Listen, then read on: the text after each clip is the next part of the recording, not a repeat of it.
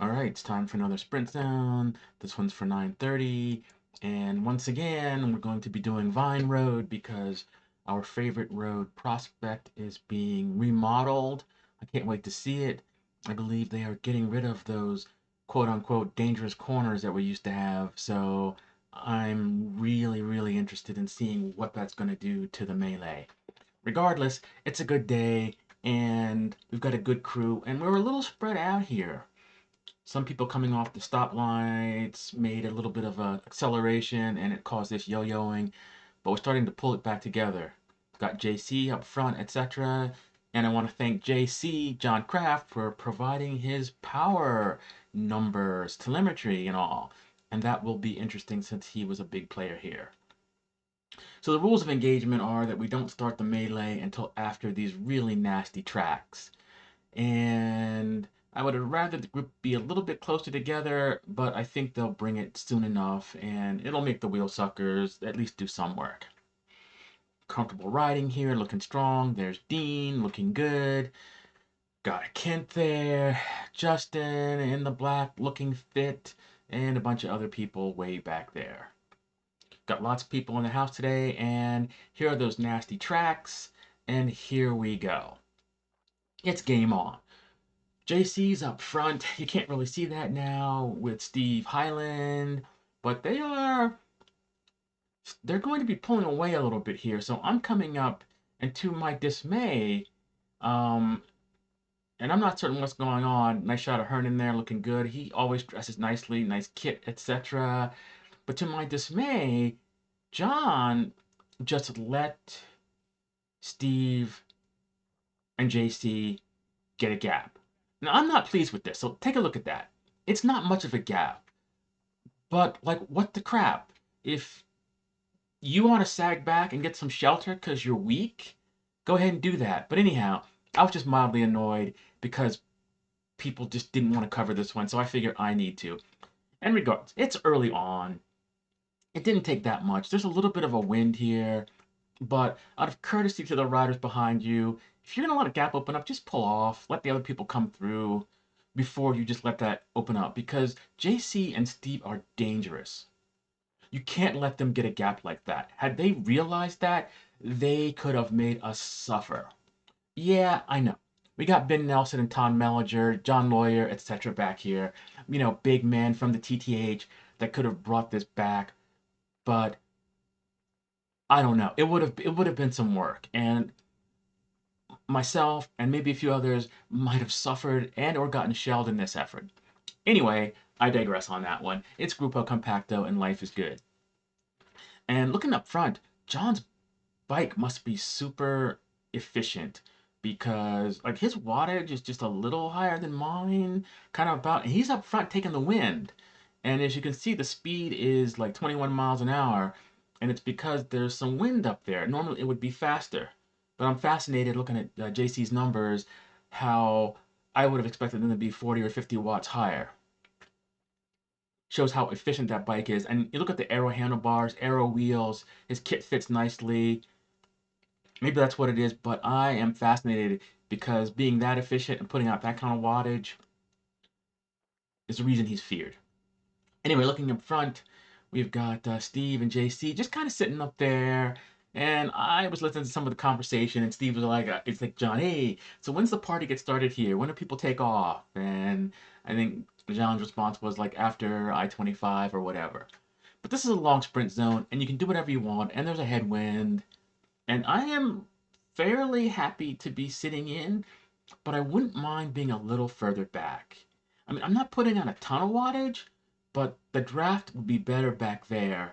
And knowing that they are big men, strong men, GC men, the heads of state, just sitting back there resting and knowing that their numbers are low, I'm thinking to myself, this is not good because you don't want to tow big men to the line.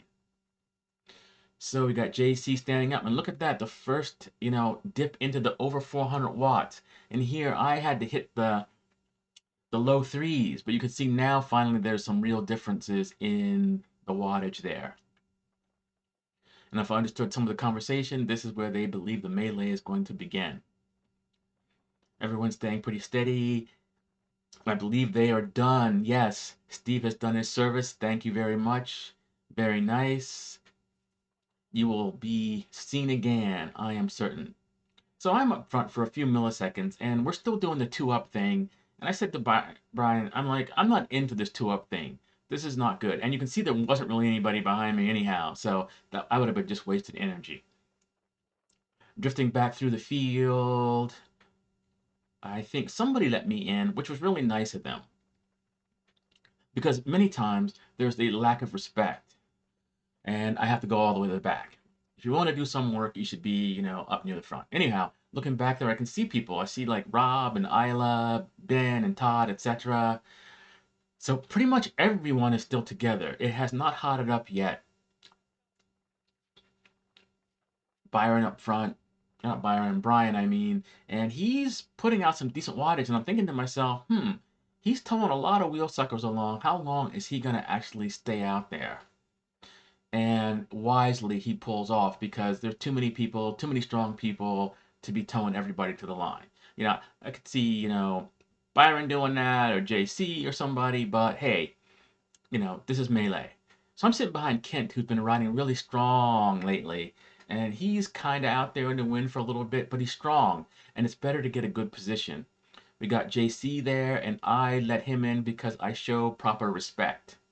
There's no reason for him to go back, and of course, having more people in front of me for a better draft is a good thing.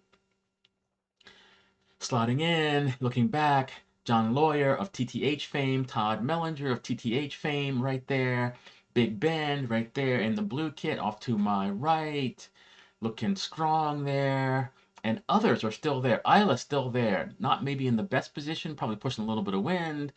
Um, it looks like Brian went all the way to the back. Either he didn't want to go in or he just wanted some shelter. Ian looking pretty strong there. Looks like Steve looking pretty strong there. Michael's somewhere back there, I think. Oh, and there is Curtis, who is definitely shying away from the front of this one. Very sneaky, like Curtis and Steve. They are definitely hiding, not really wanting to be up near the front. Ian out there pushing wind on this little grid. Look at the wattage put out by JC. Over 500 watts. I threw up over 400 watts there. These are one of the little surges that could soften people up and begin the selection process. But looking rearward here, everyone is still here. There's a big draft, and the headwind here is definitely keeping everyone together. I think we got I think that's William on with the white kit there, looking strong, giving me a tiny bit of shelter there. Looks like Justin coming off the front, Hernan doing some work up front, and it was those two that helped create that little bit of a surge. It looks like Hernan getting a little bit of a tiny gap. I'm not certain why the rider behind has not stayed on his wheel. Tactical, or was that little surge by Hernan a bit too much? I doubt that because Hernan's usually pretty small, so not certain what's going on there. It looks like things are starting to develop, but everyone is still together. And maybe because this is such a long stretch and people know who the heads of state are, that they're not willing to do much of anything. So I've had enough sitting in for a while, trying to break some of this up. So I'm going to go to the front and see if we can perhaps throw the cat amongst the pigeons. Yep, at the front, just wanted to show you that to make certain I wasn't drafting anybody. And there's a good line of people. Mr. Highland, Hernan, and Dean for once actually hanging in there longer. And I did get an excuse from him. Normally he works out before this, which is why he's a little bit tired. Um, that being said, Ben ran 14 miles on the treadmill right before he popped out here. So is that an excuse for people that do Ironman distances? Maybe yes, maybe no. Anyway, they come by me, and Big Ben is doing some work now. Not content to sit in, even after his long workout earlier. And it took a little bit of effort for me to close this when they get on Steve's wheel, and I'm wondering why more people didn't come through. Certainly there must have been somebody on Steve's wheel. Not certain what's going on there, but people are quick to make certain that they are not lost. Dean looking strong there. I can see Kent there. Todd Mellinger in the bright day glow green yellow stuff, showing his presence for the first time. closer to the front. Still, there are many people hiding. I'm going to call you out. Curtis, you're way back there. Steve, you're way back there. Not you, Mr. Highland. Curtis, Jensen, and Steve. I can't think of his last name right now, but hiding. And Big Ben, once again, not content to sit in for long, making certain to keep everybody honest. And no one else comes up. Steve covers that very nicely. He is not afraid of doing work and not afraid of the front, like a lot of others that may be. Once again, I'm in third position and I'm pushing a reasonable amount of watts. I was thinking it'd be much nicer to be further back, but it is what it is. And at least if I'm here, I'm not going to miss any moves that might occur. That being said, if someone makes a slingshot from the rear, this would not be a good position to be in, with the exception of with the big engines, Ben and Steve in front of me, they would probably cover that one and drag my butt up to whoever was making that attack. Still, Dean still there. Mr. Mellinger coming closer to the front. Steve Highland, once again, not afraid to put some wattage out. And it seems like the last few rotations were between Ben and Steve, and they are definitely keeping people honest. Ben slots back, and somebody, of course, lets him back in. Respect is shown there, and pretty much everyone's still here. And this is a testament to the strength of the group.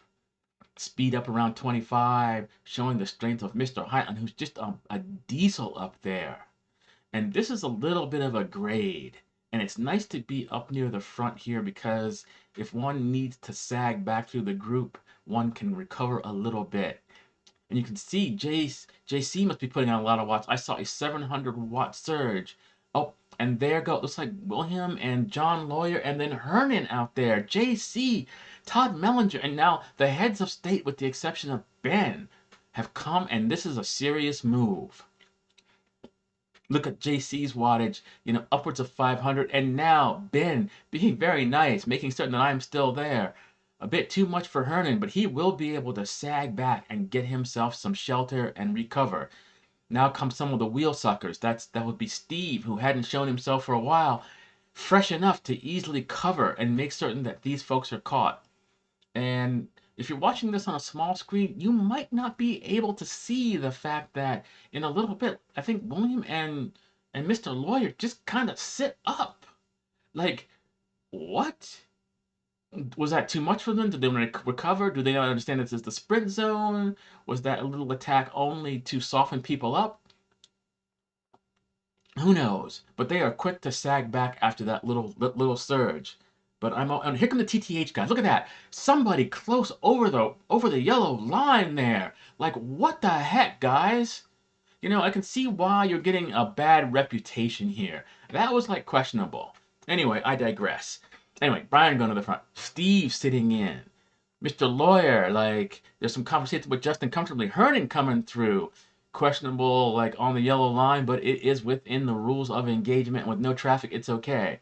Definitely repositioning himself as he is one of the people who can go all day at probably 240 watts. But the quick acceleration sometimes exhausts his battery. Nice little echelon here, and it is game afoot. Brian was up there, and it looks like it's JC. Look at that, 700 plus watts, 740. And if I'm correct in my math, that's about 1 horsepower being thrown out there. And I'm trying to stay with people, and I was able to take some advantage here, and then I kind of get held up a little here, but not really. But if I was going to have to go around, that was going to be way too much. And then you see that Curtis and Steve, who had done really no work, are able to stay with the big men just about and make this final sprint. You can see, yeah, that caused a little bit of carnage back there, like John and Kent, etc. That was a little too much. You can see what kind of damage that has done there. But I'm in reasonably good company. Steve Highland and Hernan, I am happy to be with them. And that was a good one. I enjoyed that one. Wish a little more people would actually want to go do some work, but everyone's got different goals here. Maybe they're tired, maybe they're not. But at this point, I've basically shut it down, as you can see my wattage, because going hard all the way to the end after I put in a good effort doesn't really do anything for me. And this ride's hard enough with the other sprint zones coming up that I definitely want to recover.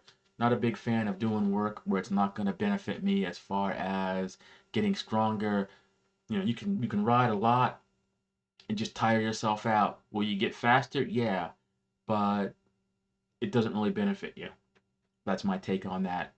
That's why, you push hard, push the parasympathetic nervous system and let the sympathetic one take over after that and recover.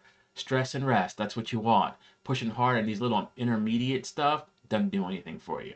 Anyway, a good time was had by all. I guess I should have looked to see who actually won that one. Not that important, but like I said, a good time was had by all.